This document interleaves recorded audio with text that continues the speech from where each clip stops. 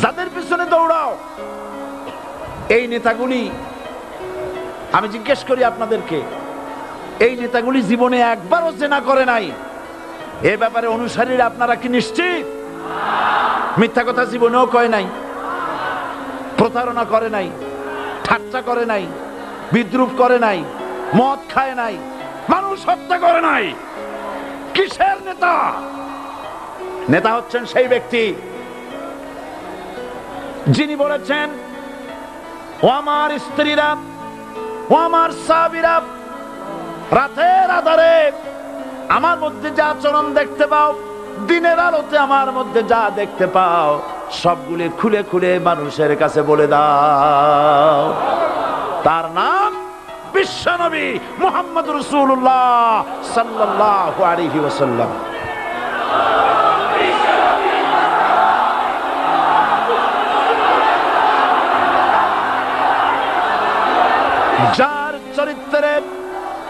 যার চরিত্রের সার্টিফিকেট আল্লাহ রাব্বুল আলামিন নিজে দিচ্ছেন, ওয়া ইন্নাকা লাআলা খুলুকিন আযীম।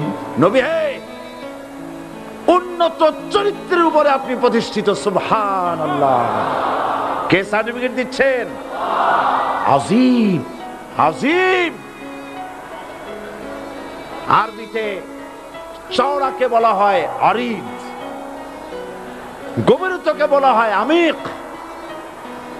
কত প্রশস্ত, যা মাপার কোনো ফিতা নাই, কত গভীর, যা মাপার কোনো যন্ত্র নাই, এইটাকে আরবিতে বলা হয় আজিম। সুবহানাল্লাহ বলতে ইচ্ছে করে না? ও নবী, তোমার চরিত্র এমন যা মাপার মতো যন্ত্র পৃথিবীতে নাই। এই সার্টিফিকেট দিলেন কে? সমস্ত নবীরাই চরিত্রবান, নবীরা মাসুম, বেগুনাহ। সুবহানাল্লাহ বিহামদিহি। সেই নবীরা মার খান নাই? খেয়েছেন কিনা বলেন? কারা মেরেছে? রাষ্ট্র শক্তি। কারা মেরেছে? কারণ নবীরা বলেছেন লা ইলাহা ইল্লাল্লাহ। পড়েন সবাই, লা ইলাহা ইল্লাল্লাহ।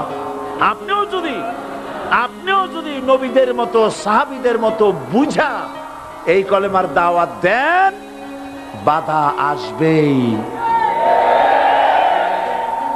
বোঝাবুঝির ব্যাপার, বুঝতেই সারলো।